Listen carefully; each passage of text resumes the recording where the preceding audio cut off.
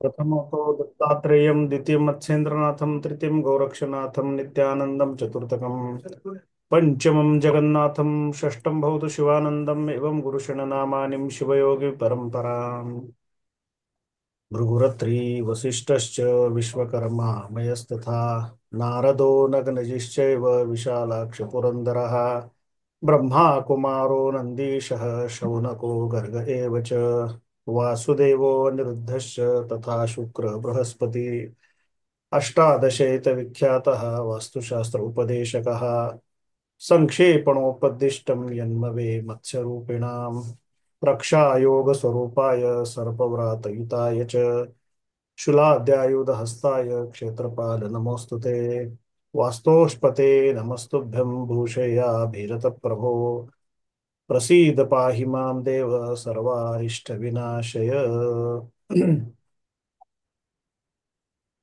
सद्गुरु गुरुमंडल दत्तात्रेय मत्स्येंद्रनाथ गोरक्षनाथ नित्यानंद जगन्नाथ आणि शिवानंद महाराजांच्या चरणी आजचं आपलं चर्चासत्र आपण अर्पण करूया आणि चर्चासत्राला सुरुवात करू. आज आपण एका प्राचीन ग्रंथाविषयी शिकणार आहे. प्राचीन ग्रंथ ज्याचं नाव आहे मानसार.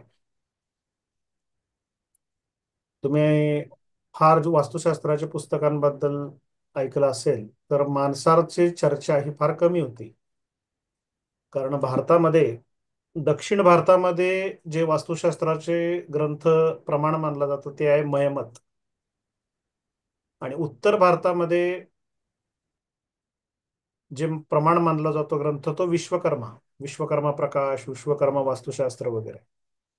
मानसार ग्रंथाचं जास्त ज्याला प्रकाश झोतात आणलं ते पुस्तक आहे आर्किटेक्चर ऑफ मानसार. इथं मी स्क्रीनवर दाखवलंय बघा. याचे 7 व्हॉल्युम्स आहेत. याच्यामध्ये 2 व्हॉल्यूम मध्ये तुम्हाला फक्त प्लॅन्स बघायला मिळतील. बीकेपी पब्लिकेशनचा आहे. प्रसन्न कुमार आचार्य या व्यक्तीने ट्रान्सलेशन केलंय. संस्कृत टू इंग्लिश ट्रान्सलेट आहे आर्किटेक्चर ऑफ मानसारा. आणि शिववर्मा जे आहेत, पंडित शिवकुमार वर्मा ज्याला आपण म्हणतो, ते इंदोरचे स्थापत्य वेद शिक्षण संस्थान, त्यांनी हिंदीमध्ये ट्रान्सलेशन केलंय मानसारचं. ते पण तुम्हाला बुक अवेलेबल आहे, दोन्ही अवेलेबल आहेत. Architecture of Manasara low पाईस publication आणि बीकेपी पब्लिकेशनचे तुम्हाला त्याचे 7 व्हॉल्युम्स वाचायला मिळतील. इंग्लिशमध्ये आहेत, बरेच प्लॅन्स आहेत आणि त्या प्लॅन मध्ये मानसारची सूत्र कशी बसवलीत हे दिलेली आहे. इकडे जे हिंदी पुस्तक मी दाखवतोय तुम्हाला उजव्या बाजूला, हे मानसार हे शिववर्माने लिहिलंय.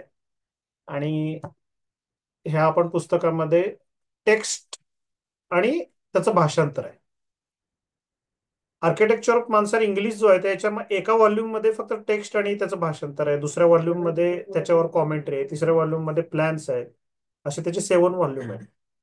हे जे पुस्तक आहे हे मात्र मानसार तुम्हाला फक्त त्याच्यात ओरिजिनल टेक्स्ट आणि त्याच्यावर त्याची भाषांतर असं दिले. आता मानसार जे नाव आहे हे तुम्ही जेव्हा मानसार ग्रंथ बघाल तेव्हा पूर्वीच्या काळी ग्रंथाला नाव नसायचं. ज्या ऋषीने लिहिलं जाईल ते नाव दिलं जायचं. त्यामुळं या ग्रंथमालेमध्ये जर तुम्ही पहिला अध्याय जो आहे संग्रहाचा, त्याच्यामध्ये सुरुवातीलाच श्लोक आहे की प्रोक्तम समस्तरस्तोपी वास्तुशास्त्रम तन मानसार ऋषीणाम ही लक्ष्यते स्म.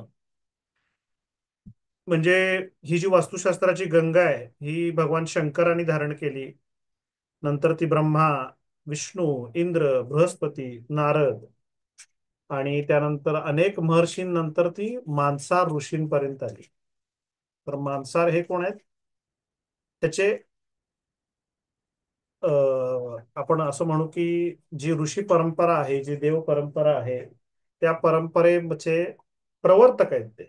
त्यामुळं मयमत ग्रंथामध्ये जी ऋषी परंपरा आहे, किंवा मत्स्य पुराणामध्ये अध्याय 249 मध्ये जी आपण आता म्हणली ऋषी परंपरा, भृगुरत्री वसिष्ठश्च विश्वकर्मा मयस्तथा, यामध्ये मानसा ऋषींचं नाव नाहीये. म्हणजे हा ग्रंथ त्यानंतरचा असावा, 9व्या-10व्या शतकानंतर, म्हणजे 11व्या शतकातला वगैरे हा ग्रंथ असावा, अशी त्याच्याबद्दल संशोधकांची धारणा आहे.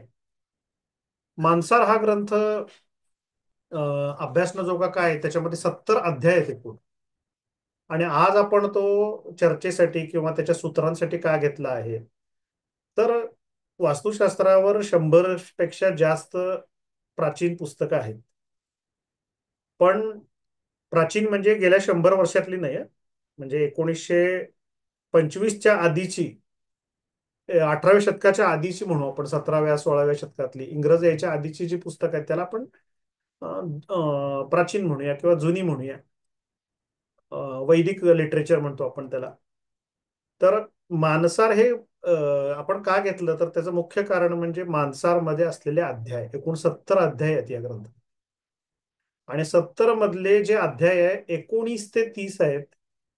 हे फक्त एक मजली बिल्डिंग, 2 मजली बिल्डिंग, 3 मजली बिल्डिंग, अशी एकूण, तुम्ही जर याच्यामध्ये जर विवेचन जर बघितलं असेल, तर यामध्ये एकूण 12 मजल्याच्या बिल्डिंगचं वर्णन आहे. प्रत्येक 1 मजली बिल्डिंगला एक अध्याय, 2 मजलीला दुसरा अध्याय, 3 मजलीला तिसरा अध्याय, 7 मजलीला, 8 मजले, 9 मजले आणि 12 मजलीला 30वा अध्याय. हा ग्रंथ टेक्निकली पण स्ट्रॉंग आहे. आणि आपण जेव्हा या ग्रंथाचं प्राचीन परंपरेमधून आपण जेव्हा या ग्रंथाला आपल्या अ, आत्ताच्या मॉडर्न युगामध्ये, अपार्टमेंटच्या युगामध्ये, रो हाऊसिंगच्या युगामध्ये, बंगलोच्या युगामध्ये जेव्हा घेतो, तर आपल्याला असं लक्षात येतं की प्राचीन पुस्तकातले उपाय आता आपल्याला लागू पडत नाहीत. पण हा एकमेव ग्रंथ असा आहे की त्याच्यामधले उपाय आजही आपल्याला लागू पडतात. आणि त्यामुळं मानसार हे जे ऋषींचा जर आपण विचार केला, तर हा कालावधी साधारण 10व्या 11व्या शतकातला येऊ शकतो.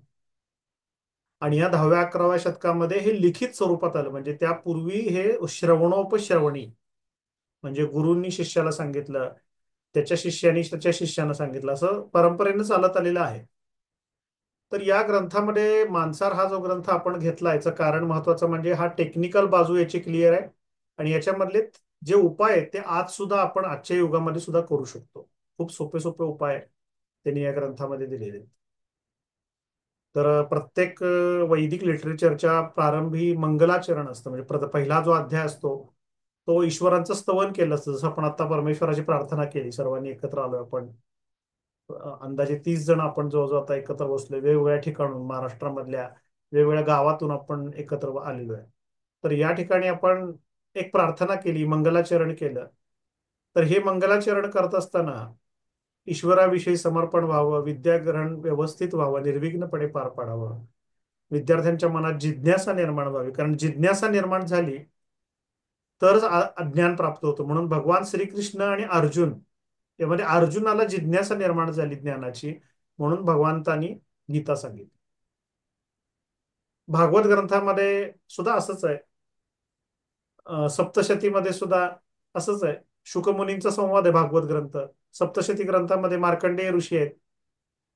तसं जिज्ञासा निर्माण होणं खूप गरजेचं आहे.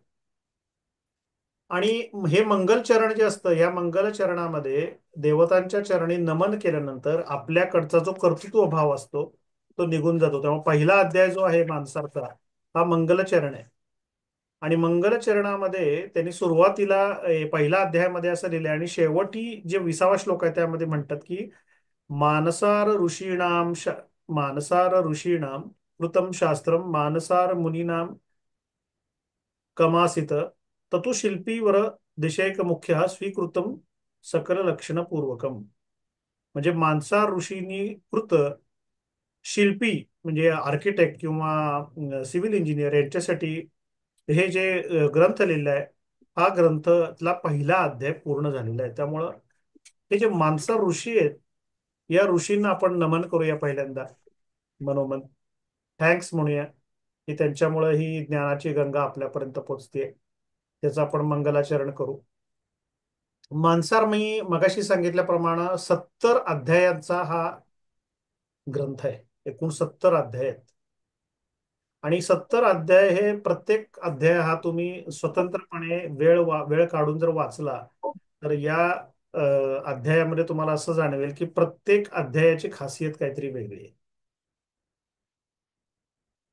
पहिला अध्याय जो आहे तो मी मगाशी सांगितलं त्याप्रमाणे संग्रहाचा म्हणतो आपण, मंगलाचरणाचा म्हणतो. दुसरा जो आहे तो शिल्पी लक्षण, जसं विश्वकर्मांची उत्पत्ती कशी झाली, आणि जे आपल्याकडं सूत्राग्रही, वर्धकी, तक्षक असे चार गोष्टी सांगितल्या आहेत मयमतम मध्ये, की घर बांधताना चार गोष्टी महत्वाच्या असतात. त्यामध्ये स्थपती, सूत्राग्रही, वर्धकी आणि तक्षक. तो सतला स्थपती जो असतो त्याला वास्तुशास्त्र पूर्ण आलं पाहिजे, निपुण पाहिजे, तो त्याच्यामध्ये तो गणितज्ञ पाहिजे, पुराणज्ञ पाहिजे, सत्यवादी पाहिजे, आणि ईश्वर भक्त पाहिजे, चित्रकलेचं ज्ञान पाहिजे, अनेक देशामध्ये त्याचा विहार झालेला पाहिजे, म्हणजे त्याला देशाटन केलेलं पाहिजे, तेवढं त्याचं ज्ञान प्रगल्भ होतं. तो रोगी नसावा, तो सप्तव्यसनांपासून दूर असावा.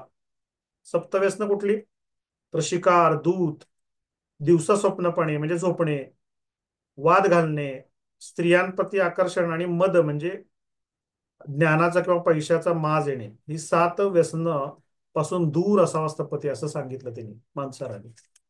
आणि मग याच ग्रंथामध्ये त्यांनी माप सांगितलेली आहेत, म्हणजे 10व्या-11व्या शतकामध्ये जे लिखित होतं त्याच्या पूर्वी पण काही असतील, तर त्याच्यामध्ये परमाणूंचं माप आहे. 8 परमाणू म्हणजे एक रथधुली.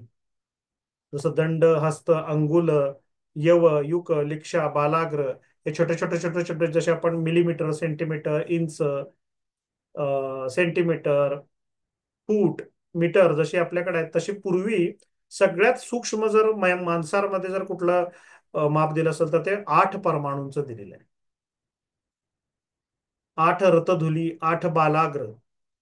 8 बालाग्र म्हणजे केसाच्या, बाल म्हणजे केस, अग्र म्हणजे वरचा भाग, केसाच्या वरच्या भागाला बालाग्र म्हणतात. असे 8 बालाग्र झाले की एक लिक्षा तयार होती. एवढं अचूक माप माणसामध्ये दिलेलं आहे. आणि हा ग्रंथ विशेष आहे तो, कारण ह्याच्यामध्ये शयनाविषयी माहिती आहे, म्हणजे बेड विषयी आहे, फर्निचर विषय आहे, वाहनाविषयी माहिती आहे, यामध्ये मंदिराविषयी आहे, यामध्ये जलकुंड, ग्रामनगर, नगररचना, घर बांधणे, आणि मंदिर बांधणे, हे सगळे विषय हाताळले गेले. आणि त्यामुळं मानसार हा ग्रंथ आपण आज का घेतला, तर त्याची इतकी कारण आहेत, की हा मानसार इतका डिटेल ग्रंथ आहे की एक परंपरा म्हणू आपण. जर तुम्ही हा जीवनाचं ध्येय ठेवलं की मी मानसार परंपरेनं जाणार, तर तुमच्या आयुष्याला पुरेल एवढा ग्रंथ आहे हा मानसार. मग त्यात शंकुस्थापना करून दिशांचं ज्ञान कसं घ्यायचं, म्हणजे उत्तर दिशा कशी शोधायची. पूर्वीच्या काळी कंपास नव्हते. मग सूर्योदयाच्या वेळी शंकू उभा करायचे, तो सूर्यास्तापर्यंत त्याची सावली मोजायचे, आणि त्याच्यावरून उत्तर ट्रू नॉर्थ बघायचे.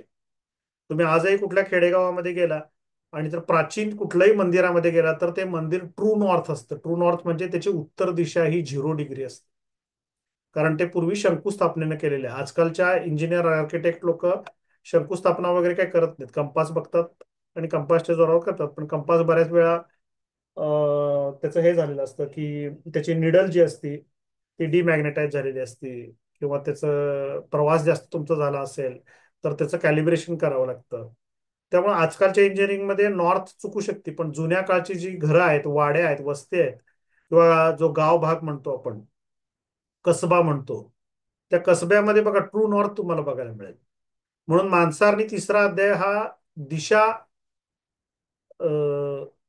शोधून काढणे, किंवा ज्याला आपण दिशा शोधन म्हणतो, म्हणजे उत्तर दिशा बरोबर शोधणे, याच्यासाठी दिलेलं आहे. आणि ती शोधल्यानंतर मग आपल्याला वास्तूचा पुढचा भाग दिलेला आहे. मग त्यामध्ये वास्तूचा 4 भाग दिलेले आहेत. जसं आपण मयमतम मध्ये जी व्याख्या शिकलो की भवन म्हणजे बांधलेली जागा, रिकामी जागा म्हणजे वास्तू असते. म्हणजे ज्या जागेमध्ये आपण घर बांधतो त्या जागेला वास्तू म्हणतो आपण. आणि ज्या निवडलेल्या जागेमध्ये बिल्डिंग उभी करतो तिला भवन म्हणायचं, तिला वास्तू म्हणायचं नाही. त्यामुळे तुमची रिकामी जागा ही सुद्धा तुमची वास्तू आहे. त्याच्यानंतर तुमचं वाहन, म्हणजे तुम्ही जी कार वापरता, रथ वापरताय, पूर्वी रथ वापरायचे, बैलगाडी वापरायचे, ते सुद्धा एक तुमचं वास्तू आहे. भूमी प्रासाद यानानी शैनम च चतुर्विधम भूरेव मुख्य वास्तू. मयमतम मध्ये जी व्याख्या दिली आहे तीच मानसारमध्ये दिलेली आहे, की भूमी, ज्या जागेवर तुम्ही घर बांधताय ती भूमीला खूप महत्व आहे. मग प्रासाद म्हणजे बांधलेल्या बिल्डिंगला, यान म्हणजे तुमचं वाहन, आणि शयन म्हणजे तुम्ही ज्या बेडवर तुमचं एक तृतीयांश आयुष्य घालवता, त्या बेडला तेवढीच महत्व मानसार ऋषीने दिलेलं आहे. आता काही टीकाकार असं म्हणतात की मानसार हा मयमतमची कॉपी आहे, पण अजिबात नाही. मानसारचे विचार खूप वेगळे आहेत, मयमतमचे विचार वेगळे आहेत. हा, काही संदर्भ एकमेकांचे असतील, कारण प्राचीन परंपरेमध्ये मयमत हे मानसारपेक्षा प्राचीन आहे, त्यामुळे त्यातले काही संदर्भ येणारच अर्थातच, पण त्याहीपेक्षा काही वेगळं ज्ञान यामध्ये आलेलं आहे. त्यानंतर पदविन्यास आहे, मग बलिकर्म विधान आहे. प्रत्येक देवतेला संतुष्ट कसं करायचं वास्तूमध्ये. वास्तूमध्ये एकूण देवता असतात 45, त्याच्या बाहेरच्या 8, त्याच्यानंतर दिशांच्या देवता 8, अशा एकूण आपल्याकडं जवळजवळ 66 देवतांचं बलिकर्म सांगितलेलं आहे, 66. आता बलिकर्म अध्याय जो आहे हा वास्तुदेवतांना संतुष्ट करण्यासाठी अत्यंत डिटेलमध्ये मानसरमध्ये लिहिलेला आहे. मग मगाशी सांगितलं त्याप्रमाणे 19 ते 12 हा एक मजली बिल्डिंग पासून 12 मजली बिल्डिंग कशी उभी करायची याच्यावर आहे. विविध शाला विधान आहेत. या मानसर ग्रंथामध्ये गृहप्रवेश कसा करावा यासाठी स्वतंत्र अध्याय आहे. तुमच्या घराचा दरवाजा कसा असावा यासाठी वेगळा अध्याय आहे. तुमचा बेड कसा असावा यासाठी वेगळा अध्याय आहे. घरावरचं तोरण कसं असावं यासाठी वेगळा अध्याय आहे. आयवे घराची लांबी रुंदी कशी असावी यासाठी स्वतंत्र 2-3 अध्याय दिलेले. आणि मग या ग्रंथामध्ये एक खूप महत्वाचा अध्याय आहे, तो म्हणजे जो आपण उपाय म्हणून वापरतो आज वास्तुशास्त्रातला, रामबाण उपाय. कितीही खराब वास्तू असू दे, शापित असू दे, किंवा त्याच्यामध्ये भूत प्रेत काही निगेटिव्ह एनर्जी वगैरे कोणी काही सांगितलं असेल, लोक सांगतात ना याच्यामध्ये हे आहे ते आहे, त्या सगळ्याला उपयुक्त असा जो आहे तो गर्भविन्यास अध्याय. मानसार ग्रंथामध्ये 12वा जो अध्याय आहे हा गर्भविन्यासचा दिलेला आहे. पायामध्ये सकारात्मक वस्तू ठेवल्यानंतर वास्तूची ऊर्जा ही शुभ होती. आणि त्यामुळं प्रत्येक वास्तूच्या ग्रंथामध्ये जे काही उपाय करायचे ते भूमीमध्ये करायला सांगितले, वर करायला सांगितले. तुम्हाला परमनंट कायमचं जर उपाय करायचे असतील तर तुमची फरशी जी आहे ती फरशी ब्रेक करा, आणि त्या ठिकाणी तुम्ही ज्या मेटल्स किंवा जे स्टोन, हर्ब्स किंवा मेडिसिन, फ्रेग्रन्सेस हे सांगितलेत, किंवा धान्य काही सांगितलेले ते सगळे टाकायला सांगितलेत त्यामध्ये. पण या ग्रंथामध्ये एक विशिष्ट असं आहे की याच्यामध्ये ब्रह्मगर्भ म्हणजे मंदिराचे गर्भविन्यास वेगळं सांगितलेलं आहे. नरगर्भ, नर म्हणजे माणसासाठी वेगळं सांगितलेलं आहे. ग्रामगर्भ म्हणजे टाउन प्लॅनिंग. समजा आता एखादी मोठ्या शहरामध्ये एक टाउनशिप असते, तुमच्याकडे एखादं काम आलं समजा टाउनशिपचं, हे ए विंग आहे, बी विंग आहे, सी विंग आहे, डी विंग आहे, अशी मोठे टाउनशिप आहे. मध्ये काही पोडियम आहे किंवा मध्ये रिकामी जागा सोडली, ओपन स्पेस आहे, गार्डन आहे, तर हे एक टाऊनच झालं आपल्यासाठी. याला ग्रामगर्भ म्हणतात. तर या ग्रामगर्भाच्या पूर्वेला काय टाकायचं, पश्चिमेला काय टाकायचं, उत्तरेला काय टाकायचं, दक्षिणेला काय टाकायचं, नैऋत्य, आग्नेय, ईशान्य, हे सगळं वर्णन आहे याच्यामध्ये. कोणते धातू टाकायचे दिशानुसार दिलेले, म्हणून त्याला ग्रामगर्भ म्हणलेलं आहे. आणि नंतर एक जलगर्भ म्हणजे तुम्ही एखादी पाण्याची टाकी बांधताय, विहीर बांधताय, बोर बांधताय, तर त्याच्या पायाशी काय असलं पाहिजे, याला जलगर्भ म्हणतात. तेव्हा मानसारनं काय केलं, गर्भविन्यासचे 4 भाग केले: ब्रह्मगर्भ, नरगर्भ, ग्रामगर्भ आणि जलगर्भ. आता या आधारेच आपण आपले जेव्हा आपण हे या पुस्तकाचं संशोधन करत असतो, तेव्हा आपल्याला अशा काही गोष्टी सापडतात की त्याच्यातून आपण काही उपाय शोधतो. जसं आता हा तुम्हाला समोर उपाय, हा मानसार पद्धतीचाच उपाय आपण दिलाय बघा. यामध्ये कोणत्या दिशेला काय वस्तू टाकायच्या, जसं पूर्वेला ह्या श्लोकामध्ये तुम्हाला बघायला मिळेल. इथं हा श्लोक आहे बघा एक. ईशे वाथ पर्जन्यो मध्ये तू पद्मरागम च वज्रम चैवंद्र कोष्टके विद्रुमम च अग्निकोणे तू यामे नीलम तू विनस्यते. मानसार ग्रंथाची अशी खासियत आहे की मानसार हा दिशांवर काम करणारा ग्रंथ आहे. तुम्ही जर मानसारला मयमतमची कॉपी जर कोणी टीका करत असेल तर तसं नाहीये. मानसार हा इतका सुटसुटीत ग्रंथ आहे की याच्यामध्ये देवतांच्या विषयी विचार केलेला नाही तर दिशांचं केलं. हे बघा, मध्ये तू पद्मराग, मध्य म्हणजे ब्रह्मस्थान. ब्रह्मस्थानामध्ये काय टाकायचं, तर माणिक टाकायचं. पूर्वेला काय टाकायचं, वज्र म्हणजे हिरा किंवा हिऱ्याचं उपरत. त्याच्यानंतर विद्रुम म्हणजे पोळप, अग्निकोणे. विद्रुमच्या अग्निकोणे म्हणजे आग्नेयला दिशेला पोळ टाकायचं. यामे तू नीलम, यामे म्हणजे दक्षिण दिशा, यामे तू नीलम, नीलम म्हणजे नीलम टाकायचंय. नैऋत्येला पुष्पराग म्हणजे पुष्कराज. पश्चिमेला मरकत, मरकत म्हणजे पन्ना किंवा पाचू म्हणतो आपण. क्षिपेत म्हणजे पूर्णे. गोमेदकम वायव्यो म्हणजे वायव्याला गोमेद. मौक्तिकम सौम्य, सौम्य म्हणजे उत्तर दिशा, उत्तरेला मोती, ईशान्येला स्फटिक. अशा प्रकारे मानसारमध्ये पुरायला सांगितले जमिनीमध्ये. आणि त्याच्या आधारे आपण ही ब्रह्मस्थान ऍक्टिव्हेशनची किट बनवली. 30 कॅरेट, 50 कॅरेट, 100 कॅरेट, 200 कॅरेट, 300, 400, 500. ही तुम्ही फक्त, तुम्हाला रेडी टू इन्स्टॉल करून किंवा तुम्ही गुरुजी घेऊन तुम्ही चार्ज करू शकता आणि त्यामध्ये ती तुम्ही निक्षेप करू शकता. तर ही किट मानसारचा हा बेस आहे. कारण हिने 4 प्रकारचे गर्भ सांगितले आहेत शुद्धीसाठी. त्यानंतर या ग्रंथामध्ये काही अशा गोष्टी सांगितलेल्या आहेत की ज्या तुम्हाला खर्चिक पण नाही आहेत, पण त्याच्यामध्ये ऑर्गॅनिक मटेरियल जर तुम्ही वापरलं तर त्या वास्तूची ऊर्जा चांगली होऊ शकते. आणि त्याच्या आधारे आम्ही प्रत्येक दिशेला दोष निवारण किट तयार केलं. पूर्व दिशेचं वेगळं, दक्षिण दिशेचं वेगळं, आग्नेय दिशेचं वेगळं. तुम्हाला असं वाटतंय की संपूर्ण वास्तूला आपल्याला उपाय करता येत नाही, तर त्या दिशेच्या काही कट्स आहेत किंवा एक्सटेन्शन आहेत किंवा काही खड्डा आहे नको त्या ठिकाणी, टॉयलेट आहे, तर त्या दिशेची किट्स आपण या ग्रंथाच्या आधारे शोधली. म्हणजे मी तुम्हाला हे का सांगतोय, तर मानसार ग्रंथाच्या आधारे आम्ही हे संशोधन केलेलं आहे. इतका हा महत्वाचा ग्रंथ आहे. त्यामुळे जर तुम्ही कोणाला कोणी सांगितलं असेल की मयमतमची कॉपी मानसार आहे, तर असं नाहीये. मयमतमची स्वतःची वेगळी मत आहेत, मानसारची वेगळी मत आहे.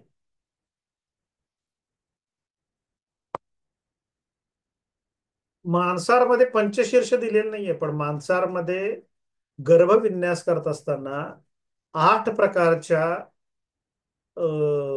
प्राण्यांच्या प्रतिमा पुरायला सांगितल्यात आणि त्याचा संदर्भ घेऊन मग पंचशीर्ष प्रतिमेचा शोध लागला. लक्षात ठेवा, पंचशीर्ष आलो कुठून, तर बेस मानसार आहे. मानसारमध्ये पूर्वेला हत्ती, आग्नेयेला मेंढा, दक्षिणेला अशा 8 प्रकारच्या 8 प्राण्यांच्या प्रतिमा पुरायला सांगितल्या आणि त्याचा बेस घेऊन नंतर मग मनुष्यालय चंद्रिका ग्रंथामध्ये पंचशीर्ष प्रतिमा आली की जी ब्रह्मस्थानामध्ये कॉलम किंवा भिंत जर आली असेल तुमच्या, तर तो दोष जायला जो त्याचा मेन उगम कुठला असेल तर तो मानसार आहे. कारण त्याच्यामध्ये याच्यावर विवेचन केलेलं आहे मानसारमध्ये.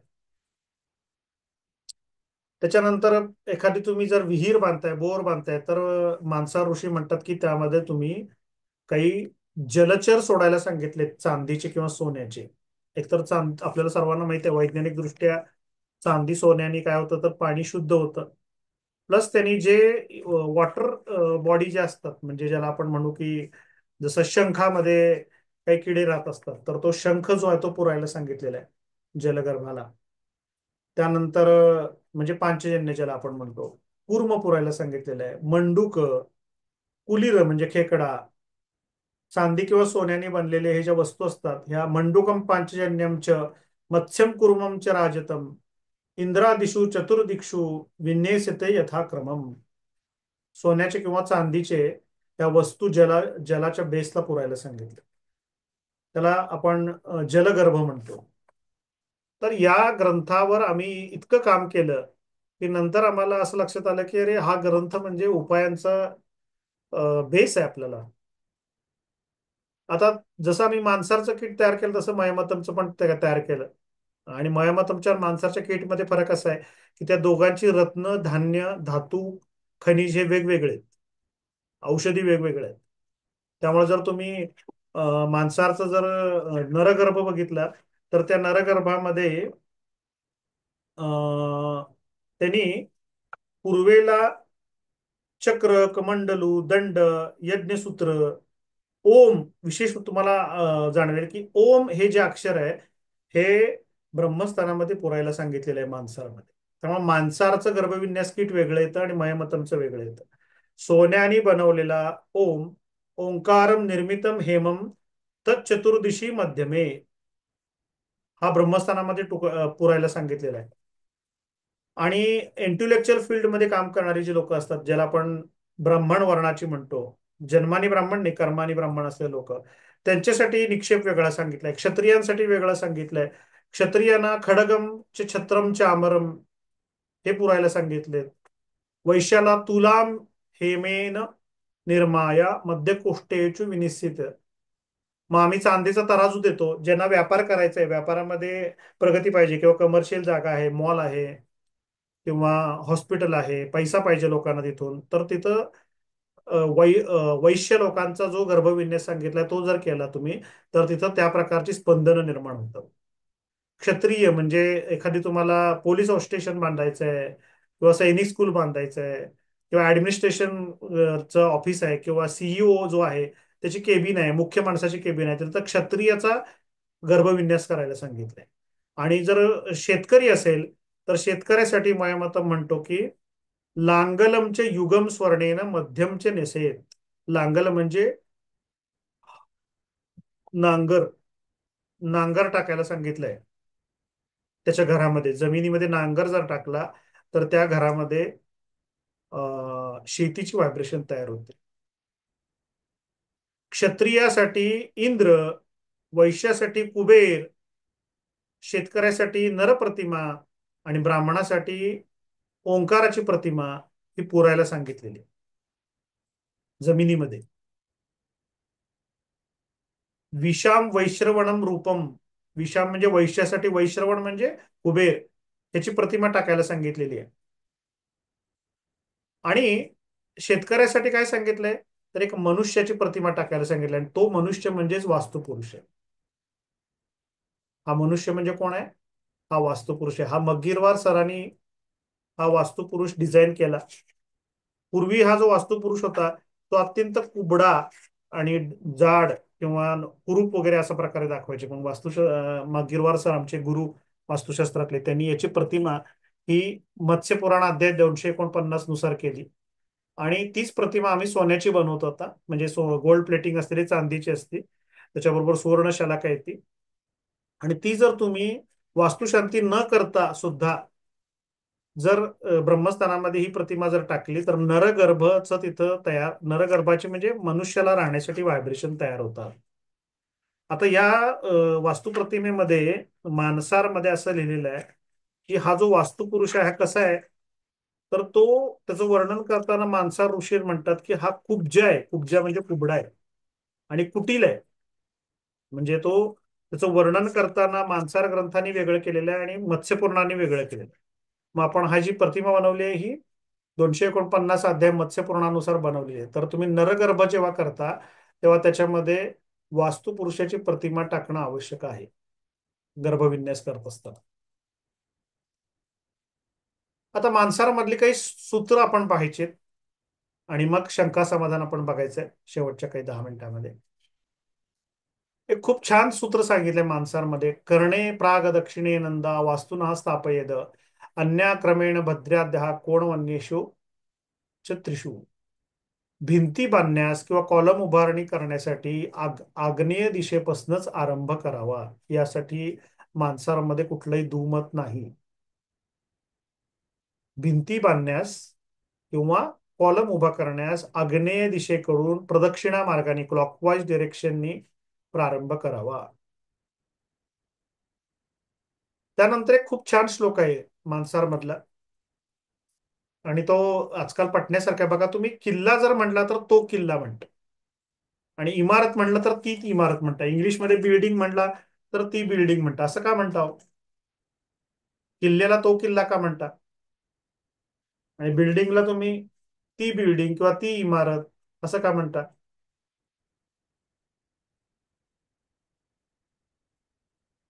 तर दगडापासून बनवलेली जी वीट असते तिला पुरुष संज्ञा दिली आहे मानसारमध्ये. म्हणजे दगडापासून बनवलेली वीट आहे, ज्याला आपण काय म्हणू की शैला, शैल म्हणजे दगडापासून बनवलेली. आणि मातीपासून बनवलेली जी आहे ती स्त्री आहे, पण ती भाजलेली आहे. मी जेव्हा कंबोडियाला गेलेलो, त्या कंबोडियामध्ये 7व्या 8व्या शतकातली मंदिरं बघितली. त्यात अनेक मंदिरं भाजलेल्या विटांपासून बनलेली आहेत. भाजलेली वीट ही खूप प्राचीन आहे बरं का. म्हणजे तुम्ही मोहनजोदडो किंवा जी सिंध संस्कृती म्हणतो, जे आपण इंडस कल्चर, याच्यामध्ये तुम्हाला जर माहित असेल की एक परत इंग्रजांचा एक रेल्वे तयार करणारा इंजिनियर होता. आणि आत्ताच्या सिंध प्रांतामध्ये तो रेल्वे पाकिस्तानात नेत होता. म्हणजे कराची भाग, इस्लामाबाद भागामध्ये. आणि रेल्वेच्या खाली जे लाकूड घालायचं असतं ते कमी पडायला लागल्यावर काही मजूर लोक एका खड्ड्यातून मोठ्या मोठ्या विटा आणत होती. हे त्याच्या निदर्शना आल्यावर पॅकिंगला तो म्हटला, कुठनं आणताय तुम्ही या विटा? तर त्यांनी त्याला घेऊन गेले, तर ते एका ठिकाणी मोठ्या प्रमाणामध्ये खड्ड्यामध्ये विटा सापडल्या. आणि मग त्याला ते रात्री त्यानं पत्र लिहिलं आर्किओलॉजी डिपार्टमेंटला, ब्रिटिश गव्हर्नमेंटच्या. आणि आर्किओलॉजी डिपार्टमेंट तिथं आलं आणि त्यांनी शोधल्यावर तिथं तिथं त्यांना मोहनजोदडो आणि जी हडप्पा कल्चर आहे त्याचा शोध लागला. आणि त्या काळात म्हणजे सुमारे 5,000 वर्षापूर्वी भाजलेली वीट भारतात होती. म्हणजे भाजलेली वीट ही टेक्नॉलॉजी फार प्राचीन आहे. आणि मग हळूहळू उत्खनन होत गेलं. आणि मग तुम्हाला माहिती आहे की आता इंडस कल्चर जो आहे, म्हणजे सिंधू संस्कृती ही खूप प्राचीन आहे. सरस्वती नदी होती त्या काळातली वगैरे. तर मानसर काय म्हणतो, तर दगडापासून बनवलेली वीट जी आहे ही पुरुष आहे, आणि भाजलेली वीट ही स्त्री आहे. आणि कच्ची वीट जर असेल, म्हणजे न भाजलेली वीट, म्हणजे पूर्वी मातीची घरं असायची बघा, आठवते का तुम्हाला? की त्याच्यामध्ये न भाजलेली वीट असायची, पांढरी मातीची. अजून सुद्धा खेडेगावामध्ये तशी काही घरं आहेत की मातीची वीट असती, पांढऱ्या मातीची. ती न भाजता त्याचा एक मोल्ड तयार केला जातो आणि त्याच्यापासून घरं बांधली जातात. तर ती नपुंसक मानली जाते. तर माणसारनं जेंडर ठरवलेलं आहे यानुसार. अजून एक छान श्लोक आहे याच्यामध्ये, म्हणजे ब्रह्मस्थानम विना नेशाम सर्वेशाम वासयोगिकम. ब्रह्मस्थान सोडून इतरत्र निवास योग्य आहे. म्हणजे घरामध्ये तुम्हाला किंवा वास्तूमध्ये किंवा भूमीमध्ये ब्रह्मस्थानामध्ये निवास करू नका. मंदिरामध्ये मात्र ब्रह्मस्थानामध्ये मूर्ती स्थापन करू शकतो. बरोबर एक्झॅक्ट अपोजिट मंदिर आणि रेसिडेन्शियल वास्तू आणि टेम्पल प्लॅनिंग आहे बघा. एक चौकोन जर आपण घेतला गर्भगृहाचा, तर बरोबर त्याच्या डायगोनल मध्ये मूर्ती असते अशी ब्रह्मस्थानामध्ये. आणि इथं बरोबर आपल्या रेसिडेन्शियल वास्तूला हा जो ब्रह्मस्थानाचा जो भाग आहे मधला, इथं कुठल्याही प्रकारचा निवास करायला सांगितलेला नाही. हे वर्ज आहे. तो मानसार सूत्र स्वरूपात सांगतो काय, की ब्रह्मस्थानाम विना नेशाम सर्वेशाम वासयोग्यकम. ब्रह्मस्थान सोडून इतरत्र निवास जर तुम्ही करत असाल तर तो योग्य आहे, पण ब्रह्मस्थानामध्ये जर तुम्ही काही बांधत असाल तर ते अयोग्य सांगितलेलं आहे. श्लोक स्वरूपात लिहिलं, खूप छान आहे बरं का माणसाला वाचायला, अभ्यासाला.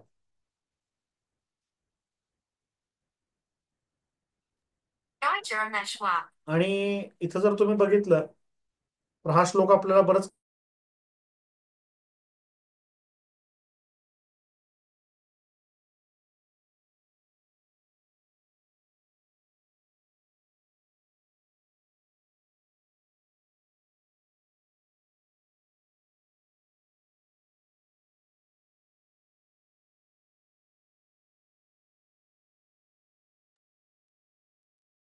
आता घरामध्ये प्रवेश कुठून असावा यासाठी मानसार काय सांगतो बघा. पूर्वद्वारे च हरम्याणाम महाद्वारम महेंद्र के. महेंद्र कप्प्यामध्ये पूर्वेला दरवाजा असावा. अथवा मध्यसूत्रस्यम वामे द्वारम प्रकल्पयेत. हे जर श्लोक तुम्हाला कळला ना तर तुम्हाला वास्तुशास्त्र कळलं. दक्षिणे द्वारश्वाले तू महाद्वारम गृहक्षते. दक्षिणेला गृहक्षत कप्प्यामधून प्रवेश करावा. अथवा मध्यसूत्रस्य वामद्वारे प्रकल्पयेत. पश्चिमेमध्ये पुष्पदंत आणि उत्तरेमध्ये भल्लाट. हे चार सांगितले, पण एक खूप छान गंमत या ग्रंथामध्ये दिलेली आहे. ती म्हणजे खूप सोप्या भाषेत तुम्हाला शिकवलंय मानसार ऋषींनी. ते म्हणजे काय बघा, की अथवा मध्यसूत्रस्य वामे द्वारम प्रकल्पयेत. जर तुम्हाला एखाद्या घराला जर दरवाजा द्यायचा असेल तर त्याचं मध्यसूत्र काढा. एक सेंटर लाईन काढा मध्यसूत्राची.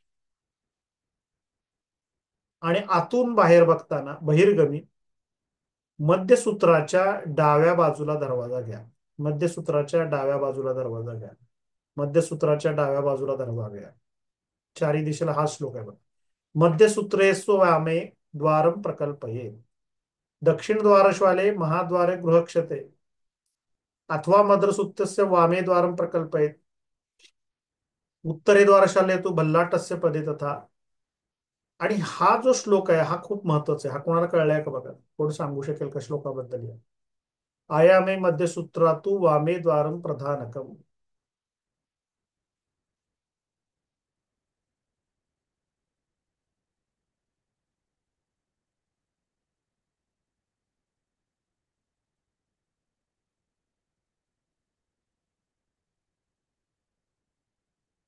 काय लक्षात येते तुमच्या?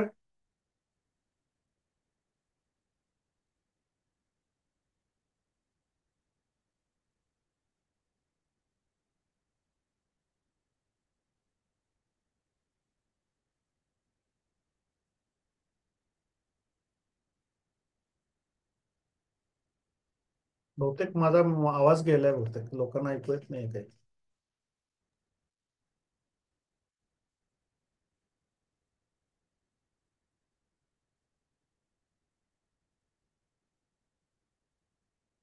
ऐकू येत आहे तुम्हाला? हॅलो.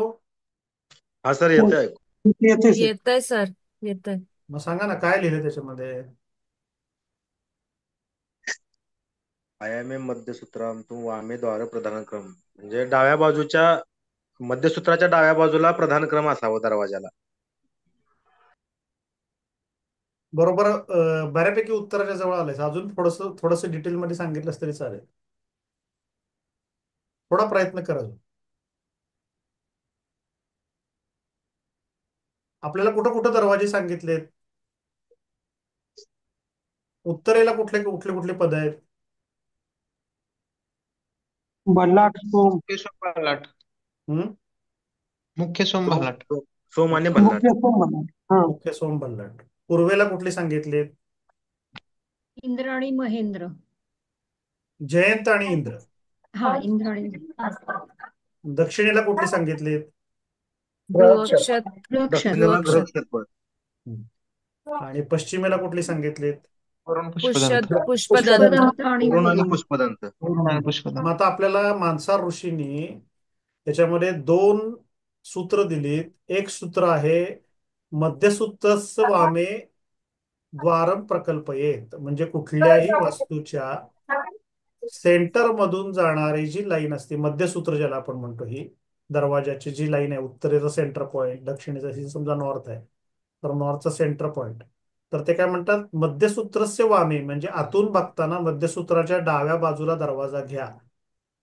एकतर पूर्वेला महेंद्र पदामध्ये घ्या, दक्षिणेला घ्रक्षत मध्ये घ्या, उत्तरेला भल्लाट मध्ये घ्या, पश्चिमेला पुष्पदंत मध्ये घ्या. हे जर जमत नसेल तर पहिला त्यांनी याच्यामध्ये तुम्हाला एक कोडवर्ड दिलाय, तो म्हणजे एक प्लॅन काढा आणि जी सेंटर लाईन आहे त्याच्या आतून बघताना लेफ्ट साईडला दरवाजा घ्या. आणि दुसरा तुम्हाला जो त्यांनी एक बिटवीन रीड बिटवीन लाईन लिहिलेस, ते म्हणजे उमेश चौगुलीने उत्तर देण्याचा प्रयत्न केला पण थोडा अजून उत्तराच्या जवळ आहे तो. आयामे मध्ये सूत्रातू वामे द्वारम प्रधानकम म्हणजे काय, तर त्यासाठी आपण पुढची स्लाइड बघूया. वामेद्वारे प्रधानकम म्हणजे मानसा ऋषींचं वैयक्तिक मत असं आहे की उत्तरेला तुम्हाला जरी तीन पद सांगितली असती, मुख्य भल्लाट सोम, तरी मध्यसूत्राच्या वाम बाजूस म्हणजे डाव्या बाजूला जो दरवाजा आहे त्याला प्रधान क्रम द्या. मध्यसूत्राच्या ज्या डाव्या बाजूला दरवाजा आहे त्याला प्रधान क्रम द्या. प्रत्येक मध्यसूत्राच्या डाव्या बाजूला जो पद आहे त्याला प्रधान क्रम द्या. प्रधान क्रम म्हणजे काय? प्राधान्य. प्रायोरिटी, प्राधान्य, Priority. बरोबर. मग आता सांगा मानसा ऋषींच्या या श्लोकानुसार आपल्याला कुठली पद शुभ आहेत? सगळी तर उर्वीर जयंत. भल्लाट. हा, बरोबर. पुष्यदंत. जयंत. गृहक्षत. आणि महेंद्र. वरुण. वरुण कसं येईल? वरुण तर मध्य नाही, रेषेवर येतं. पुष्पदंत. पुष्पदंत. पूर्वेला पुष्पदंत. इंद्र. पूर्वेला इंद्र. पूर्वेला महेंद्र. महेंद्र सर. महेंद्र पद महेंद्र. पूर्वेला. त्यामुळं उत्तरेला भल्लाट पद हे भल्लाट. मानसार म्हणतो की भल्लाट मधला प्रवेश प्रायोरिटीने घ्या. जर तुम्हाला बंगला बांधता आणि जागा आहे तर सगळ्यात बेस्ट ऑप्शन मानसार म्हणतं की भल्लाट आहे. पूर्वेला म्हणतो इंद्र हा सगळ्यात बेस्ट ऑप्शन आहे. दक्षिणेला ग्रहक्षत. गोक्षितो. आता काही ग्रंथामध्ये वितत पण दिलेलं आहे, वितत मध्ये पण प्रवेश चालतो. पण मानसारांचं स्पष्ट मत आहे की ग्रहक्षत. आणि पश्चिमेला वरुण आणि पुष्पदंत सांगितलं असलं तरी त्यांचं म्हणणं असं आहे की पुष्पदंत मधनच प्रवेश ही शुभ सांगितलेला आहे. म्हणून तिथं ते दोन जे श्लोक आहेत ना ते तुम्ही आयुष्यभर लक्षात ठेवण्यासारखे. म्हणून मी तुम्हाला म्हटलं की मानसार हा ग्रंथ जर तुम्ही मयमत सारखा जर तो संदर्भ ग्रंथ ठेवला ना आयुष्यात तर तुमचं करिअर होईल. आपण आतापर्यंत एवढे श्लोक बघितले आतापर्यंतचे, त्यामधला हा श्लोक खूप महत्वाचा आहे की मध्यसूत्रातु वामे द्वारम प्रधानकम आणि मध्यसूत्रस्य द्वामे द्वारम प्रकल्पयेत. हे दोन्ही श्लोक आपल्याला असं सांगून जातात की जर छोटा एखादा गाळा आहे, एखादं छोटा आपल्याला शॉप आलं तुमच्याकडं आणि तिथं ऑफिस करायचं आहे एखादं, आपल्याला तुमचं ज्योतिषाचं ऑफिस आहे असं म्हणू आपण, तुमचंच ऑफिस आहे आणि तुम्हाला जर इथं 9 फूट किंवा 10 फूट अशी जर रुंदी मिळाली, समजा धरून चला उत्तर दिशा आहे आणि इथं तुम्हाला 9 फूट किंवा 10 फूट रुंदी मिळाली, त्याचे 9 भाग करून तुम्ही यायला जायला रस्ता कसा ठेवणार हो 9 फुटामध्ये? तर इथं मानसा ऋषींचा संदर्भ तुम्हाला खूप उपयोगी आहे की त्याची सेंटर लाईन काढा आणि मध्यसूत्रस्य वामेतू, सेंटर लाईनच्या लेफ्ट साईडला दरवाजा ठेवा. हा खूप महत्वाचा नियम. म्हणजे सेंटर लाईन पासून तुम्ही दरवाजा लेफ्ट साईडला असा जर ठेवला तर तो दोष मानला गेलेला नाही. तुम्ही एक एक जर त्यातले माणसांमधले एक एक श्लोक जर घेऊन तुम्ही चिंतन करत बसला ना तर तुम्हाला असं आहे की आपण असं मी प्रवचन करतोय आणि तुम्ही ऐकताय सगळे, असं कधी आपण केलं नाही पाहिजे. आता मी तुम्हाला पुढच्या वेळी पुस्तक सांगणार आहे की पुढचं जे मी ग्रंथ घेतलाय तो समरांगण सूत्रधार घेतलाय. तुम्हाला सगळ्यांना वाचता येत असेल तर वाचून ये पुढच्या वेळी समरांगण सूत्रधार. त्याच्यामधले काही श्लोक आपण चर्चा करणार, जसं आपण आज मानसर घेतलेला. हा. पुढच्या वेळी आपण समारांगण सूत्रधार घेतोय. समारांगण सूत्रधार मध्ये काय आहे तर वास्तुशास्त्र पण आहे आणि वाहन वगैरे याविषयी पण रिलेटेड माहिती. आपल्याला जेव्हा एखादा ग्रंथ वाचनामध्ये असतो तेव्हा तो आपण वाचन केल्यानंतर त्यामध्ये आपल्याला ज्याला आपण पंच लाईन्स म्हणतो त्या काढणं खूप गरजेचं आहे. आणि त्यासाठी अनेक जणांनी ते अध्याय वाचले पाहिजे आणि त्यातल्या पंच लाईन्स काढल्या पाहिजे. आता इथं तुम्हाला मयमतम ग्रंथामधली अजून एक आणि मानसार मधला डिफरन्स सांगतो. जे लोक म्हणतात ना की मयमतमची कॉपी मानसार आहे तर ती कशी चुकीची आहे बघा. इथं मानसार ऋषींनी पर्टिक्युलरली दिशा सांगितल्या बघा. मध्ये तू म्हणजे इथं ब्रह्मस्थान आहे. इथे चैव इंद्र, इंद्र म्हणजे पूर्व दिशा, अग्निकोणे म्हणजे आग्नेय दिशा, याम्य म्हणजे दक्षिण दिशा, नैऋत्य म्हणजे नैऋत्य, प्रत्यम मरकतम क्षिपेत प्रतीचे दिशे म्हणजे प्रतीच्या म्हणजे पश्चिम दिशा, इथं वायव्य दिशा आहे, सौम्य म्हणजे उत्तर दिशा आहे.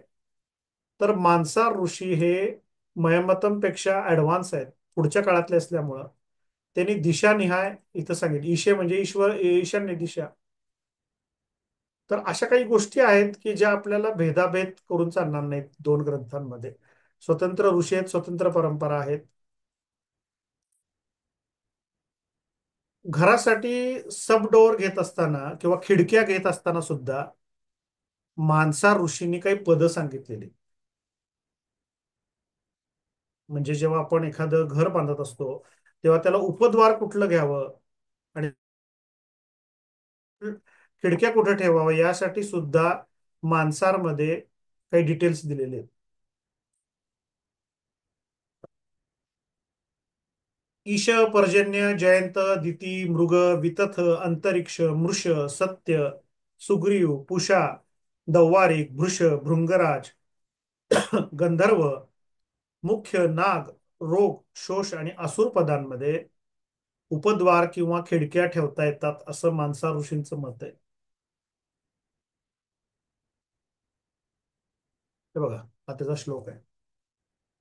ईशे वाथ पर्जन्यो चादितो चेदितो तथा जयंते वा मृगे वापी चोपद्वारम तु जालकम. चोपद्वार म्हणजे द्वार, उपद्वार. जालक म्हणजे खिडकी, जाळी असलेली खिडकी, जालकम. विततेच पदे पुष्णी पावकेच्या अंतरिष्के मृगे या सत्यके चैव चोपद्वारादी पूर्ववत. म्हणजे तुम्हाला मी एक इंट्रोडक्शन देतोय मानसारची. तुम्ही घरी जाऊन मानसार व्यवस्थित वाचला पाहिजे. तुमचे सांडपाणी जे असतं, म्हणजे तुमचे ज्या जलमार्ग, मोरी, त्यानंतर तुमच्या खिडक्या, उपद्वार, याविषयी सुद्धा ग्रंथांमध्ये डिटेलमध्ये गोष्टी दिलेल्या आहेत. मानसार ऋषींनी पण प्रवेशद्वाराबाबत द्वारमान नावाचा एक अध्याय आहे मानसारमध्ये, द्वारस्थान विधान नावाचा, किंवा द्वारमान म्हणून 38 आणि 39वा अध्याय आहे. तो फक्त दरवाजासाठी, 38-39. त्यामध्ये तुम्हाला दक्षिणेला आणि उत्तरेला दोन जे दरवाजे सांगितले. दक्षिण म्हणजे उजवी बाजू आणि डावी बाजू असा त्याच्यामधला अर्थ आहे. तर सगळ्या ग्रंथांमध्ये एकच आहे की 2 पटलांचे दरवाजे, मुख्य दरवाजा हा 2 पटलांचा असावा. त्यामध्ये एक जे दार आहे ते लहान असावं आणि एक दरवाजा मोठा असावा. जसं मातृकवाड आणि पितृकवाड, म्हणजे आई आणि मुलांसारखं नातं त्याच्यामध्ये असावं. त्यामध्ये मानसार ऋषी असं म्हणतात की आतून पाहताना उजवे द्वार हे डाव्या द्वारापेक्षा मोठं असावं. दक्षिणस्य कवाटम तू विशाल अधिकम. अधिक, विशाल म्हणजे मोठे, अधिक जास्त पाहिजे. कशापेक्षा? तर उत्तरापेक्षा. 1 अंगुल, 2 अंगुल, 3 अंगुल असं त्याचं प्रमाण हे मोठं पाहिजे. काही मोजके श्लोक मी घेतलेले आहेत आजच्या याच्यासाठी, कारण आपल्याकडं वेळ आणि चर्चा अशी दोन्ही करायची आपल्याला. शेवटचे काही मिनिटं मी तुम्हाला, जे तुम्ही पाहिले आत्ता स्लाइड, त्याच्यावर चर्चेसाठी ठेवले. घराच्या मुख्य प्रवेशद्वारासाठी इथं खूप छान श्लोक दिलाय मानसरांनी की तत देशाकांक्ष हिनम स्यादम. म्हणजे जो मुख्य कॉलम आहे तुमच्या घरामधला, जो मेन कॉलम म्हणतो आपण, ज्याला स्टब कॉलम नाही म्हणत, मेन कॉलम म्हणतो आपण, सपोर्टिव्ह कॉलम नाही, तर मेन ज्याच्यावर घर उभारलेलं आहे त्या कॉलमचे 8, 9 किंवा 10 भाग करा आणि त्याच्यामधून एक भाग कमी करून जेवढी उंची राहील तेवढं प्रमाण मुख्य दरवाजाला घ्यायला सांगितलेलं आहे उंचीचं. आणि त्याच्या निम्मी रुंदी घ्यायची. म्हणजे रुंदीच्या दुप्पट उंची आणि उंचीच्या निमपट रुंदी. हे प्रमाण मानसारनी पण तेच ठेवले, सगळ्या ग्रंथामध्ये तेच आहे. पण दरवाजा किती विशाल बनवायला सांगितलंय बघा. तुमचा कॉलम जर 9 फुटाचा असेल तर त्याचं 1 फूट कमी करा आणि 8 फुटाचा दरवाजा, म्हणजे जेवढा उंच दरवाजा घेता येईल तेवढा घ्यायला सांगितलेले. दरवाजे लहान करू नका. या उलट मंदिराच्या गर्भगृहाचा दरवाजा हा लहान घ्यायला सांगितलं. त्याचे काही प्रमाण आहेत ते आपण नंतर बघू, कारण आपण मंदिर शिकत नाही आता. प्रच्छादनम. प्रच्छादनम म्हणजे जर तुम्हाला छताला जर खिडकी ठेवायची असेल तर ते ईशान्य दिशेला, ब्रह्मस्थान जसं आपण ओपन ठेवतो, ब्रह्मस्थानामध्ये आपण कट्स घेतो किंवा तिथून काही लाईट व्हेंटिलेशन घेतो, तसं जर तुम्हाला अजून कुठल्या दिशेला जर प्रच्छादन ठेवायचं असेल तर ते ईशान्य दिशेला ठेवायला सांग. ते सगळ्यात शुभ आहे. जर एखाद्या घरामध्ये खूप कोंडी निर्माण झाली, काही सोल्युशन निघत नाहीत, काही प्रॉब्लेम सॉल्व्ह होत नाही, तर अशा लोकांनी ईशान्य दिशेला स्लॅब मधून जर होल किंवा ईशान्येला जर खिडकी पाडून घेतली, विशेषतः खिडकी, आणि ती खिडकी पाडताना कशी पाडायची, तर प्रच्छादन म्हणजे व्हेंटिलेटर सारखी, म्हणजे एकदम जो आपला बॉटम बीम असतो ना त्याला टेकवून उंच अशी ईशान्येची खिडकी घ्यावी. त्या घरामध्ये कुठलीही अडचणी येऊ दे, त्याला सोल्युशन लगेच निघतं. कारण हे मानसार ऋषींनी दिलेलं वचन आहे तुम्हाला की ईशान्य दिशेच्या आकाशाला गवसणी घालणाऱ्या खिडक्या ह्या तुमच्या जीवनामध्ये सोल्युशन्स घेऊन येतात. मी माझ्या फ्लॅटमध्ये, बिल्डरने दिलेलं घर आहे तिथं, मी ईशान्य दिशेला त्याच्याकडून मुद्दामून खिडकी परत पाडून घेतली. मी आता बसलोय, माझ्या लेफ्ट साईडला बरोबर ईशान्येला खिडकी आहे, मुद्दामून घेतली मी.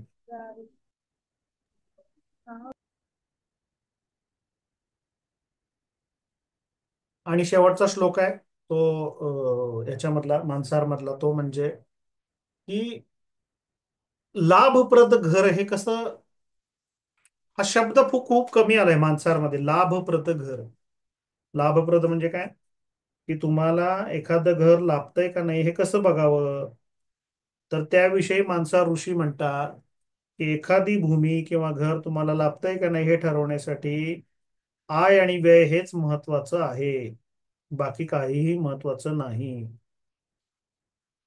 कारण वसुभीर गुणितम ध्वानुर्हान्या अष्टशिष्टकम आयम सर्वहरम पुण्यम व्ययम सर्वगते नाही. जर एखाद्या घरामध्ये व्यय जास्त असेल तर सर्व पुण्याचं तुमच्या हरण होतं. आणि त्यामुळं मग असं घर तुम्हाला खायला सुरुवात करतं, तुमचाच सहारा शोधतं, तुम्हाला सहारा देत नाही, ते ते तुमच्यासाठी आसुसलेलं असतं. अशा घरामध्ये तुमची प्रगती होत नाही. त्याच्यामध्ये श्लोकच दिलाय, अयाधिक्यम व्ययमहीनम सर्वसंपत करम तथा अयाहीनम व्ययाधिक्यम सर्व दोषम करम भवेत. खूप छान श्लोक दिलाय बघा. अयाहीनम व्ययाधिक्यम, आय कमी आणि व्यय जास्त, सर्व दोष करम भवेत, सर्व प्रकारच्या दोषांना आव्हान करण्याची ताकद ही या इन्कम एक्सपेन्स रेशो मध्ये असती. माणसांमध्ये लांबी गुणिले 8 भागिले 12 म्हणजे आय, आणि रुंदी गुणिले 9 भागिले 10 म्हणजे व्यय दिलेला आहे. म्हणजे लांबी ही तुमची आयाशी संबंधित आहे आणि रुंदी ही व्ययाशी संबंधित सांगितलेली आहे. याच्यावर जर अजून तुम्ही जेवढा डिटेल अभ्यास कराल की जेवढी लांबच्या लांब घरं असतात त्याचं काय होत असेल, आणि रुंदीला कमी असतील घर त्याचं काय होत असेल, त्याचं तुम्ही घरी चिंतन करायचंय, मनन करायचंय. तर आपण इथं आजचं आपलं प्रेझेंटेशनचे जे काही 10-12 श्लोक होते ते आपले मेन घेतले. तुम्हाला जर काही शंका असतील तर आत्ताच्या प्रेझेंटेशन मधल्या तुम्ही विचारू शकता. मानसार हा ग्रंथ तुम्हाला ऑनलाईन किंवा मी जे तुम्हाला दोन्ही सांगितले, बीपीबी पब्लिकेशन, लो प्राइस पब्लिकेशन यांच्याकडून अवेलेबल होतो. तुम्ही तो आणून त्याच्यावर अध्ययन करू शकता. आणि अमेझॉन किंवा ऑनलाईन पण तो मागवू शकता तुम्ही.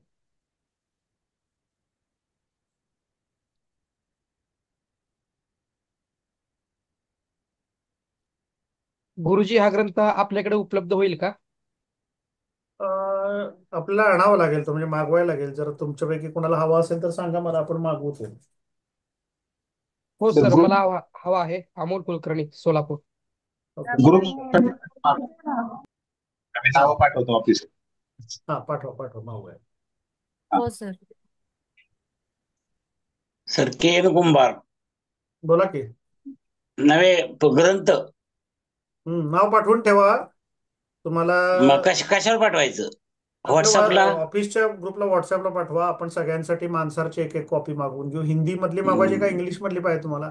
नाही, हिंदी हिंदी. इंग्लिश हवं, एवढं सगळे कळलं पाहिजे ना वाचलं तर. काय अर्थ परत मग. आणि सर मला एक जरा थोडी शंका एक विचारायची होती. आताच्या एकच प्रेझेंटेशन फक्त. मधली काय असेल तर आता प्रेझेंटेशन नाही, जरा थोडीशी नाही, मी तुमच्या मार्फतच दिलेली आहे. काय ओके, 2 मिनिटं थांबा. मग डावजा शेवटी महाराज शेवटी म्हणतो.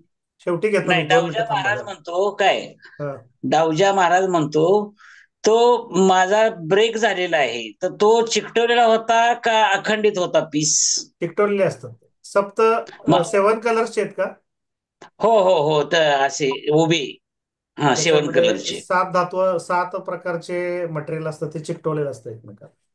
मग आम्ही ते कशानंतर चिकटवलं तर चालेल का? हो, चालतं की. फेविक्विकनं चिकटवा की.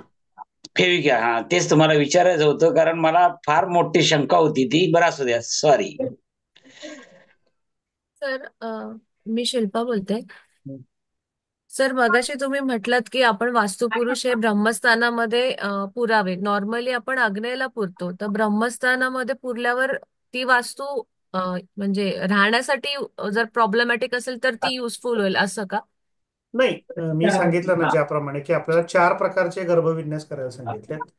एक ब्रह्मगर्भ, नरगर्भ, जलगर्भ आणि ग्रामगर्भ. याच्यामध्ये नरगर्भ म्हणजे रेसिडेन्शियल वास्तू. रेसिडेन्शियल वास्तू करत असताना मनुष्याची प्रतिमा, ज्याला आपण वास्तुपुरुष प्रतिमा, ही ब्रह्मस्थानामध्ये पुरायला सांगितली माणसाला. ओके. मग ती आग्नेयला नाही करायची म्हणजे वास्तुशांती केल्यावर? नाही, वास्तुशांती जर केली असेल तर ते आपण प्रमाणच आहे ना त्याचं, ते आपण पुरतोच ना. हम्म. हा. पण बऱ्याचदा काय होतं की तुम्ही काही एमआयडीसी मध्ये, इंडस्ट्री एरियामध्ये किंवा हॉस्पिटल्स असतात, त्याच्या वास्तुशांती होत नाहीत प्रॉपर. हा. तर ती जी ओके. प्रतिमा आहे ती नरगर्भासाठी ती प्रतिमा पुरायला सांगितलेली आहे. मग इंडस्ट्री वगैरे त्यासाठी आपल्याला सर देता येईल ना आपल्याला? हा, इंडस्ट्रीला आपल्याला कसं आहे माहितीये का की मत्स्यपुराण अध्याय 249 असू दे किंवा मानसार मधला अध्याय 3-4 असू दे, तुमच्या वास्तुपुरुषाचा व्याप्ती म्हणजे त्याचे बाहू, त्याचे पद, त्याचं शिर, हे सगळं वर्णन केलेलं आहे ना. त्यामुळं जेव्हा आपण वास्तुपुरुषाची स्थापना करतो, ज्याला वास्तुपुरुष म्हणजे नर स्थापना म्हणतो आपण पुरुषाची, तेव्हा ती वास्तू राहण्यासाठी अनुकूल होती. परत मग त्याच्यात डिटेल काय दिली की बिझनेसमनसाठी वेगळा गर्भविन्यास सांगितला, परत शेतकऱ्यांसाठी वेगळा सांगितलाय, ब्राह्मणासाठी म्हणजे इंटेलेक्च्युअल वर्गासाठी वेगळा सांगितलाय, आणि ऍडमिनिस्ट्रेशन वर्गासाठी वेगळा सांगितलाय. म्हणजे तशी वातावरण तिथं तयार होण्यासाठी त्यांनी परत गर्भविन्यास वेगळा सांगितलाय. पण तुम्ही पहिल्यांदा विचारा की तुम्ही वास्तुपुरुष प्रतिमा पुरली आहे का, वास्तुशांत केली आहे का. नसेल तर ती ब्रह्मस्थानामध्ये किंवा आग्नेय दिशेला सुद्धा पुरू शकता. आता आग्नेय दिशेला का पुरायची, त्याचं कारण तुम्ही ऐकलं बघा. आता पूर्वीच्या काळी वास्तुशांत ही नंदा प्रतिष्ठापना करतानाच करायचे. म्हणजे ते माणसामधलं तुम्ही ऐकलं ना की कॉलम किंवा भिंत किंवा पाया हा आग्नेय दिशेपासूनच सुरुवात करायला सांगितलंय, म्हणून तो तिथं आग्नेयला वास्तुपुरुष पुरायला सांगितलं.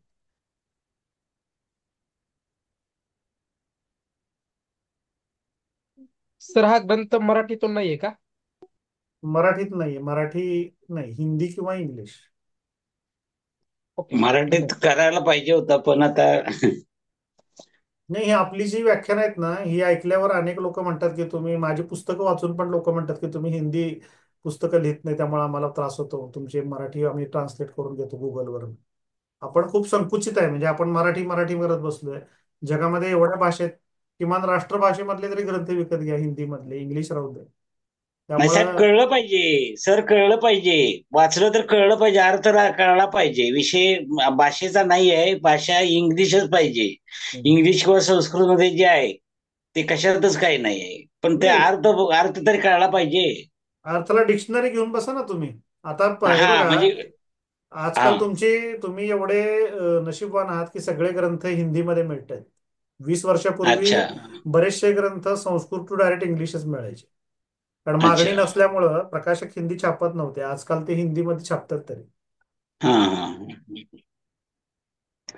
शेवटी आम्हाला ते गुगलवर बघावं लागतंय याचा हिंदीतलं मराठीकरण करून हा, असं. ते हे बघा, आता कसं आहे माहितीये काय, आपलं वास्तुशास्त्र हे विश्वविख्यात आहे. म्हणजे आयुर्वेद, संगीत, वास्तुशास्त्र आणि ज्योतिषशास्त्र या 4 गोष्टींना जो माणूस घेऊन, आणि योग, 5वा योग पण खूप महत्वाचा आहे, म्हणजे योगशास्त्र ज्याला आपण म्हणतो, हे तुम्हाला उत्तम आरोग्य देऊ शकतात, मनशांती देऊ शकतात, जीवनात तुम्हाला जे जे हवं ते तुम्ही प्राप्त करू शकता, आणि तुम्हाला सगळ्यात महत्वाचं म्हणजे धन पण मुबलक प्रमाणात देऊ शकतं. त्या 5ही गोष्टीनं जर तुम्ही निपुण असाल तर जगामध्ये योग, आयुर्वेद, ज्योतिष, वास्तू आणि आणि काय सांगितलं आपण, संगीत, 5वं संगीत, येस. हे 5 गोष्टी अशा आहेत की त्या वर्ल्ड वाईड ऑलरेडी स्प्रेड झालेल्या आहेत. त्याच्यावर खूप फॉरेनर्स लोकांनी काम केलेलं आहे. त्याच्यामध्ये तुम्हाला खूप लिटरेचर इंग्लिशमध्ये वाचायला मिळेल की जे लोक त्याच्यावर काम करतात. खूप महत्वाचं, तुम्ही जेवढं जेवढं या गोष्टींवर विचार कराल, चिंतन कराल, मनन कराल, एकत्र याल, कॉन्फरन्स घ्याल, अशा प्रकारचे जे सेमिनार अटेंड कराल, तेवढं तेवढं त्यातून काहीतरी नवीन निघत असतं, आणि मग ते पुस्तकात छापलं जातं.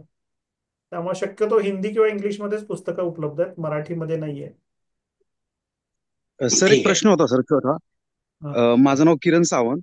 बोला. मगाशी जे पद सांगितलंय की ज्याच्यातून एंट्री झाली तर अतिशय उत्तम आहे, हो. महेंदर, जयंत, परत उत्तरेला सोम, बल्लाट, मुख्य, हम्म. इकडं गृहस्थ, पुष्पदंत आहे, पण हे प्रोफेशन वाईज वेगळं असू शकतं का प्रत्येकाचं?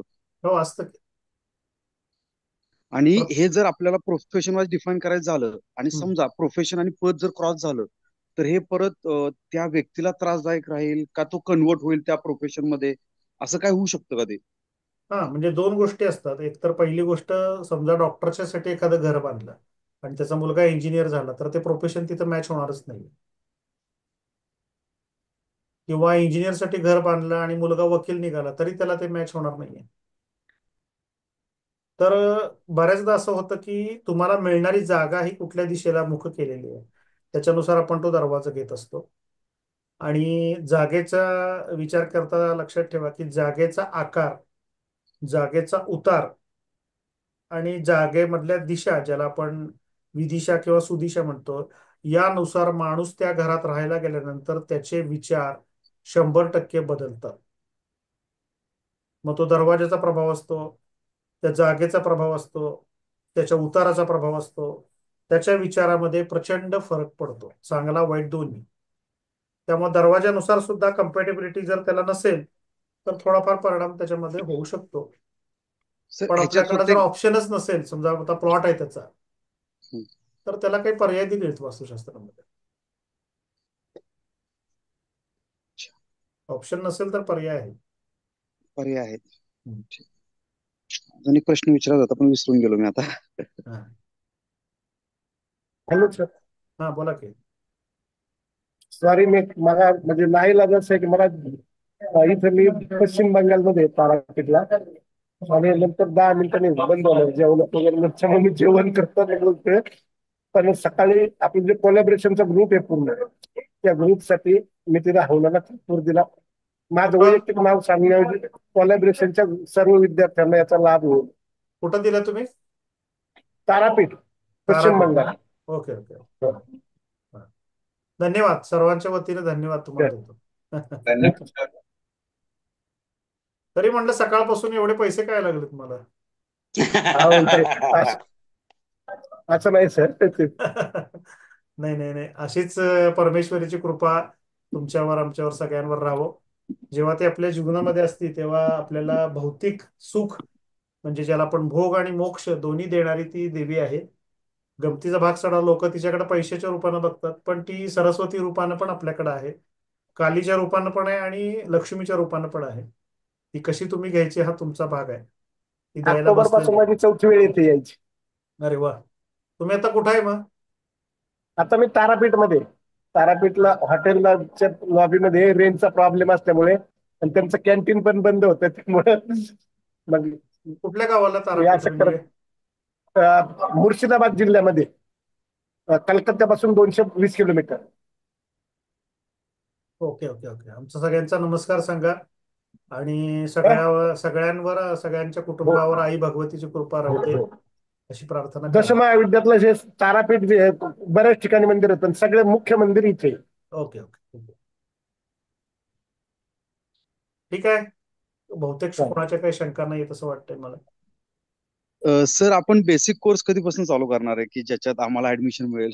हो, आपण बेसिक कोर्स 25 तारखेनंतर सुरू करतोय.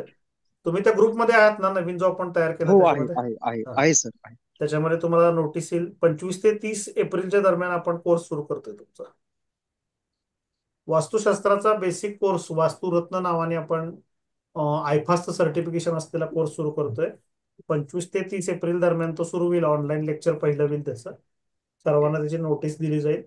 आणि त्याच्यात आता आपण जे प्राचीन सूत्र जी घेतोय त्याच्यामध्ये आपण समरांगण सूत्रधारचं आयोजन केलेलं आहे. आपला जो कोर्सचं उद्घाटन होणार आहे ते 25 ते 30 दरम्यान जे होणार आहे ते समरांगण सूत्रधारद्वारे होणार आहे.